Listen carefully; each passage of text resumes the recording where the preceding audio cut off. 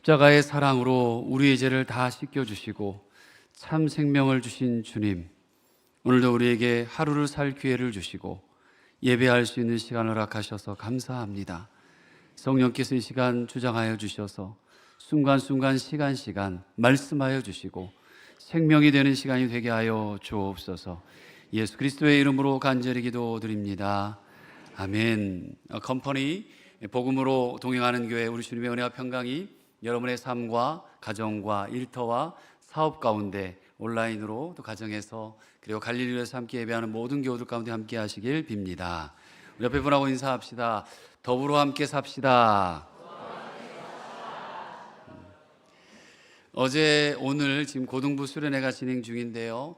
어제 아침 일찍부터 고등부 우리 부장님 또 목사님 또 청주소년들 같이 함께 수련회가 시작돼서 오늘까지 어제 밤늦게 또 간식을 준비해 주시고 오늘 아침에도 간식 준비를 해주시고 식사를 준비해 주셨는데요. 그 모든 분들 봉사하고 섬기신 기관들께 감사를 드리고 또 아울러 어하나 선생님들도 어제 교육이 있었거든요. 다음 세대를 살리는 교회 또 성도분 선생님들의 수고와 사랑에 또한 감사를 드립니다. 오늘부터 화요일까지 청년부 수련회가 시작되는데 어제 제가 퇴근하면서 8시에서 9시 사이였던 것 같아요. 청년부실에 불이 켜져 있길래 갔다 왔는데 또 거기 임원들이 모여서 늦게까지 수련회를 준비하고 있더라고요. 너무 감사했고 귀했습니다. 여러분 우리 청년부에서 화요일까지 기도 꼭 해주시고 방문도 해주시고 또 관심과 사랑 가져주시길 부탁을 드립니다.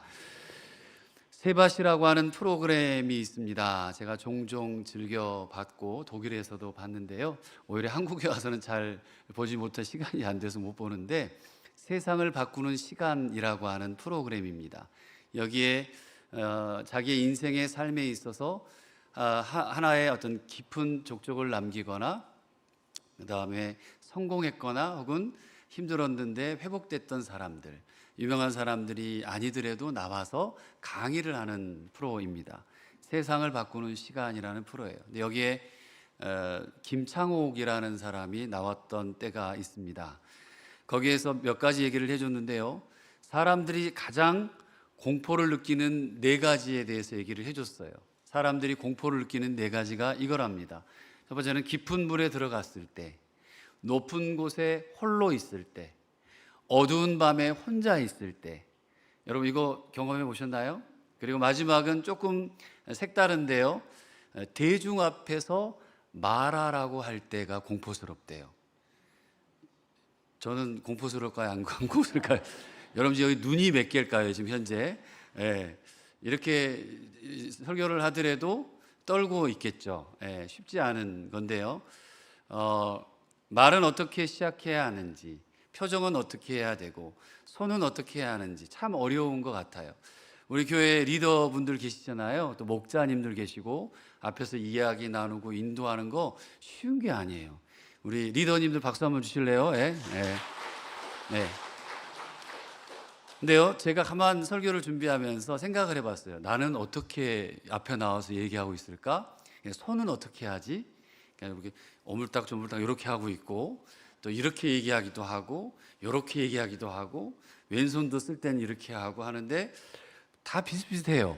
뭔가 특징이 없는 것 같아요. 좀 더 노력을 해야 되겠다라는 생각을 한번 하게 됐는데요. 공포가 그렇게 사람에게 4가지 정도 있다. 근데 진짜 공포를 언제 느끼냐면요, 내가 정말 혼자라고 생각할 때인 것 같아요. 내가 정말 혼자일 때. 그리고 이때의 공포는 두려움, 외로움 등과 같은 다른 감정과 섞여 있는 거예요. 근데 정말 내 주위에 아무도 없다, 나 혼자다라는 공포는 갑자기 오지 않는 것 같습니다. 제가 살면서 공포를 느껴본 적이 별로 없는데 한 번 좀 느꼈던 적이 있습니다. 그게 독일에 처음 가서 홀로 유학 생활을 할 때였어요. 무엇 때문에 공포를 느꼈을까요? 오늘 공부를 하고 단어를 외웠는데 내일 가니까 하나도 생각이 안 나요. 그게 계속 반복이 되니까 내 한계가 여기까지인가? 나는 이것밖에 안 되나? 누가 나를 도와줄 사람이 없나? 물론 하나님이 계시지만 제 혼자 스스로 한 1년 이상을 엄청 큰 싸움을 했던 것 같아요. 그때 이 공포가 몰려왔어요. 이게 될까? 끝낼 수 있을까? 안 되면 어떡하지? 부터 시작해서 그렇게 힘들게 보냈던 시간이 생각이 났어요. 거기까지 내려갈 때까지 겪게 되는 수많은 생각과 고통을 지나서 마지막으로는 혼자라는 생각에 이르게 되더라고요. 나밖에 없네. 예. 그러니까 나도 모르게 스스로 빗장을 다 닫아버려요. 사람들이 가슴의 문을, 마음의 문을 닫아버리고, 그리고 사람들에게서 멀어지고 홀로 남는 공포에 휩싸이는 경험들을 해보게 됐어요. 거기까지 가면 이미 나는 아무것도 할 수 없다는 절망이 생기고요, 고통이 함께 있어서 이겨내기가 쉽지 않게 되는 거죠. 근데 여러분, 그 고통이라는 것이 무조건적인 절망이 아니라 사실은 여러분을 다시 살리는 힘이 될 수 있다는 사실을 아십니까? 여러분, 암 중에서요, 가장 무서운 암이 어떤 건 줄 아십니까? 가장 무서운 암, 고통이 없는 암이래요. 아무런 고통도 없었는데 어느 순간에 말기가 돼버렸어요. 그 암을 발견할 때 가장 무서웠다고 합니다. 고통이 있다면 그 고통은 살아있다는 증거잖아요. 그리고 살겠다는 의지의 표명으로 병원도 가게 되고 약도 먹게 되고 처방을 어디든 찾아가게 되죠. 이건 인간의 육신도 마찬가지지만 실은 영적인 것으로도 마찬가지입니다. 이 자리에 누구건 간에 그게 언제였냐는 차이만 있을 뿐이지 홀로 남는 고통의 현장에서 자신을 물끄러미 바라본 경험을 하지 않는 사람은 아마 없을 겁니다. 오늘은 그 시간을 한번 떠올려보며 말씀을 들었으면 좋겠습니다. 우리가 2025년 한 해 동안 출애굽기 말씀을 나눴어요. 출애굽기의 광야를 한마디로 표현하면 그곳은 하나님의 인도하심이 없이는 생존할 수 없는 곳, 어려움 속에서도 하나님만 바라보게 하시는 곳이 광야였습니다. 그래서 구약은 그 광야는 다 내려놓게 하시는 하나님, 나밖에 없어, 나만 붙들어야 돼, 당신만이 주인 되게 하시는 섭리를 깨달을 수 있는 은혜의 장소가 그 구약의 광야였습니다. 그렇게 구약의 광야가 하나님의 전적인 은혜의 장소였다면 오늘 여러분 함께 읽은 오늘 성경의 광야는 우리가 하나님께 나아가는 우리의 마음을 드리는 곳으로 생각해 볼 수 있을 것 같습니다. 예수님께서는 세례를 받으신 후에 성령에 이끌려 광야로 가셨습니다. 그리고 그곳에서 40일을 금식하셨어요. 그리고 사탄에게 시험을 받죠. 그중 오늘 제가 주목하고 싶은 것은 홀로 계시는 예수님이십니다. 예수님은 그 광야에서 혼자 계셨어요. 우리가 지난 몇 주에 걸쳐서 말씀 속에서 나누었던 것처럼 공적인 생애, 3년의 공생애를 시작하시는 예수님의 첫 장면, 그것이 뭐였죠? 세례를 받으시는 장면이었죠. 감격적이었고 환희가 넘쳤고 성령의 임재가 있었고 그 현장이었습니다.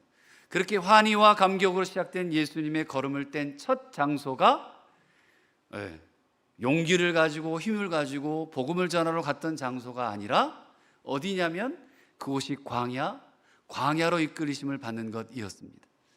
오늘 본문의 첫 단어가 1절 말씀 한번 같이 읽어볼까요? 1절입니다. 시작. 그때 예수께서 성령에게 이끌리어 마귀에게 시험을 받으러 광야로 가사. 여기 말씀의 제일 앞부분의 단어에 한번 집중해 주십시오. 그때라고 하는 단어입니다.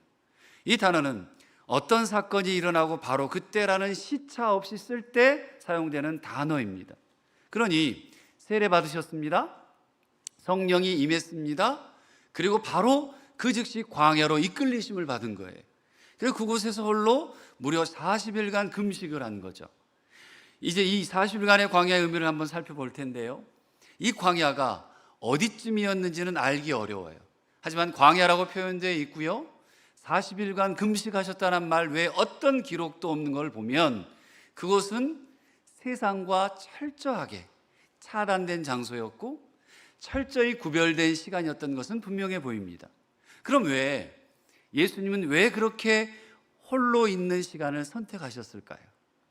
이 질문에 대한 대답은 잠깐 뒤로 미루고요, 홀로 있음에 대해 좀 더 말씀을 나누고 싶습니다. 여러분, 홀로 있음을 경험해 본 적이 있으세요? 예, 저도 있고 여러분도 있을 거예요. 아마 모두 다 홀로 있음을 경험하셨을 거라 생각해요. 또 어떤 분들은 오늘도 그런 상황에 사로잡혀 있으실 거예요. 문득문득 나는 혼자야. 아무도 없어. 자식도, 남편도, 아내도, 부모도, 친구도 아무도 내 마음을 몰라줘. 이런 생각이 문득문득 들 때가 있습니다. 그런데요, 이런 우리가 경험하는 홀로 있음은 대부분 우리가 의지로 만든 것이 아니라 환경에 의해 내몰린 홀로 있음을 우리가 생각해 봐야 합니다. 홀로 되기를 좋아하는 사람은 아무도 없어요. 그래서 우리가 경험하는 홀로 있음이라는 것의 대부분은 다른 표현으로 빌리자면 이렇습니다. 외로움입니다. 소통하지 못하고 쓸쓸하게 남아있다는 표현일 거고요, 혼자 있다는 절망감일 겁니다. 사실 이런 마음은 성서 속의 인물들에게서도 많이 찾아볼 수 있는데요, 여러분 잘 아는 다윗도 혼자 있으면서 죽음의 두려움에서 외로움을 느꼈습니다. 사도 바울은 어떻습니까? 그 훌륭한 사람이 마지막 순간에 지독한 외로움을 느낀 것처럼 성경에는 표현된 곳들이 많아요. 그들에게도 혼자 있다는 것의 두려움과 어려움이 있었던 거죠. 한때 혼밥, 혼술 유명했잖아요. 지금은 그 용어들이 거의 사라졌습니다만 그들에게도 혼자 있다는 두려움과 외로움이 있는 거죠. 그렇지만 하나님은 그들을 홀로 두지 않으셨고 성경에 보니까 늘 함께 하시고 위로해 주는 대목과 장면들이 나옵니다. 홀로 있음의 독보적인 존재가 성경에 나와요. 우리 교회 아까 사회 보신 이 목사님 이름이 뭐죠? 엘리사 목사님. 근데 독보적으로 홀로 있던 존재 엘리야가 있어요. 이분을 잠깐 소개합니다. 엘리야는 바알과 아세라 선지자, 당시 모든 세상의 다산과 풍요를 상징하는 신이죠. 바알과 아세라 선지자 850명과의 맞대결을 합니다. 통쾌하게 승리를 거둡니다. 거기에 있던 이방 선지자들을 다 없애버렸어요.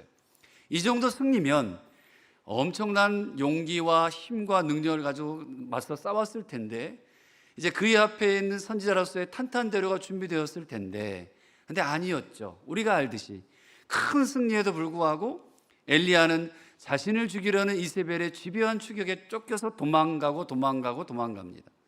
쫓기던 그가 브엘세바라는 곳에 이르릅니다. 이스라엘 남쪽 사해 바다 밑쪽으로 보면 브엘세바라는 곳이 있어요. 그곳으로 도망가고 사환과 함께 가다가 사환은 그 자리에 두고 하룻길을 더 도망을 가서 광야길로 들어갑니다. 홀로 남은 신세가 정말 죽고 싶을 만큼 힘들어서 하나님께 죽기를 갈구해요. 근데 그때 천사가 나타나면서 먹을 걸 줍니다. 그리고 먹고 힘내라 그래요. 여러분 옆에 분에게 먹고 힘냅시다 한번 연습 시작. 먹고 힘냅시다. 네? 먹고 또 지쳐서 잠들면 또 어루만지며 일으켜서 세워주고 먹고 힘내라 그렇게 얘기합니다. 이렇게 다독여 주셨어요. 엘리야는 정말 홀로 있는, 이제 도망 다니다가 죽을 수밖에 없는, 아무런 희망이라고는 찾아볼 수 없는 그런 상황에 혼자 남았을 때 하나님을 만나는 경험을 하게 됩니다. 그것도 따뜻하게 어루만지고 그저 먹고 힘내라, 먹고 힘내 말씀하시는 그분을 만나게 됩니다. 엘리야는 그 힘으로 그래도 삐죽삐죽 다시 일어납니다. 다시 41일 거를 걸어서 호렙산으로 가게 되고 그곳에서 다시 조용한 가운데 말씀하시는 하나님을 만나게 되죠. 그때 하나님이 주신 말씀이 놀랍습니다. 너처럼 바알에게 무릎 꿇지 않은 백성 7,000명을 남겨뒀다. 희망의 메시지로 너만 죽을 것 같고 너만 힘든 게 아니라 너와 똑같은 그리고 담대한 7,000명의 사람을 남겨뒀다는 메시지였습니다. 어루만지시고 먹이시고 힘내어서 걷게 하신 다음에 그리고 혼자가 아니라고 말씀해 주셨던 거죠. 엘리야에게는 그 홀로 있음의 아픈 시간에 하나님께서 찾아와 주셨다면, 이제 오늘 성경으로 돌아가 보면 오늘 본문의 예수님은 하나님과의 교제를 위해 홀로 있음을 선택한 분이셨습니다. 위에서 드린 질문, 자, 예수님은 왜 광야로 가셨을까요? 예수님은 왜 광야로 가셨을까요? 이유는 단 하나, 하나님과의 깊은 영적 교제의 자리를 갖기 위해서였습니다. 예수님은 사역을 하던 중에도 틈틈이 우리가 알듯이 시간을 내어서 기도하셨던 분이죠. 하나님과의 교제를 가장 중요한 가치로 우선순위에 뒀어요. 그것처럼 이제 공생애를 시작하는 그 자리에서 하나님과의 교제가 얼마나 소중한 것인지를 알고 계셨고, 우리에게 보이시는 것이 오늘 예수님의 모습입니다. 예수님은 하나님과 교제하시기 위해서 육체를 지닌 인간이었잖아요. 그걸 느끼는 배고픔의 고통을 그대로 당하신 거예요. 그로 인한 육체적인 쇠약도 감내하셨습니다. 우리 2절 말씀 같이 기록되어 있는 거 읽어볼까요? 시작. 네, 거기 마지막 줄이신지라 단어를 한번 보십시다. 그렇게 줄이시면서도 홀로 있는 시간, 하나님과만 교제하는 그 시간이 예수님께는 가장 귀중한 시간이었던 것이겠지요. 오늘 본문을 보면 예수님께서 성령에 이끌려 수동적으로 따라간 것처럼 보여요. 근데 내면적으로는 예수님께서 성령 하나님께 자발적으로 순종하신 것을 뜻합니다. 하나님이신 성자 예수님과 성령님의 유기적인 연합과 협력을 말한 거죠. 성부, 성자, 성령 하나님, 삼위일체 하나님. 그렇게 하나님과의 교제를 위해 조용하고 한적한 아무도 없는 광야로 나가신 예수님은 너무나도 당연하게 하나님께만 집중하게 된 거예요. 저는 그 40일간의 시간이 하나님과의 진정한 교제의 가장 완벽한 시간이었을 것이라는 생각을 하게 됐어요. 무엇을 하셨을까요?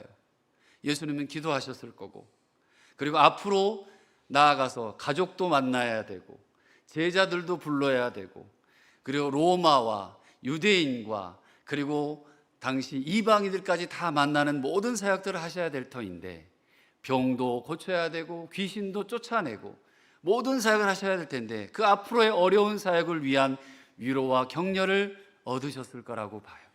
하나님과 함께하는 그 시간의 충만함과 능력이 앞으로 3년의 동안의 사역을 위한 공생의 중심에 서실 그 예수님께 무한한 동력을 주었을 거라고 여겨졌습니다.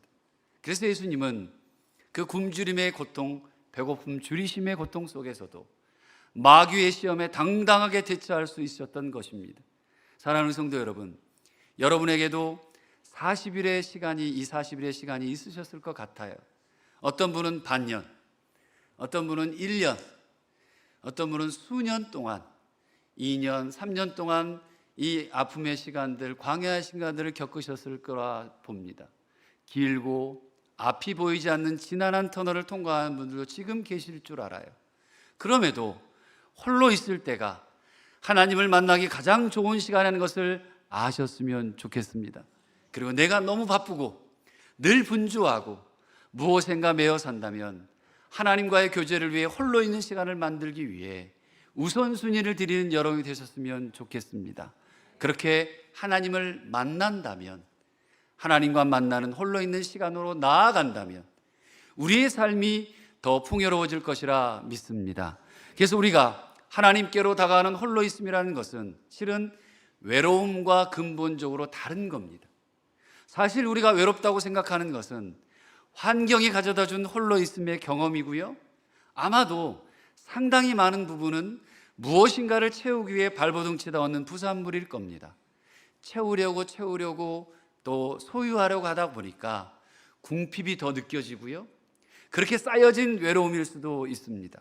그런데 하나님과의 만남을 위해 스스로 선택하는 홀로 있음은 나의 것을 내려놓고 비우는 것에서부터 시작이 됩니다. 그래서 다 비운 것에서, 또는 하나님과의 만남을 갈망하는 그 마음에서부터 방해받지 않고 채우시는 하나님의 체험을 경험하게 되는 것이지요. 우리는 외로우면 자기가 혼자라는 것을 알게 되고요, 더 외로워져요. 하지만 선택하는 홀로 있음은 우리가 혼자가 아님을 알게 되는 놀라운 체험으로 우리에게 다가올 줄 믿습니다. 그래서 어떤 영성가는 이렇게 말합니다.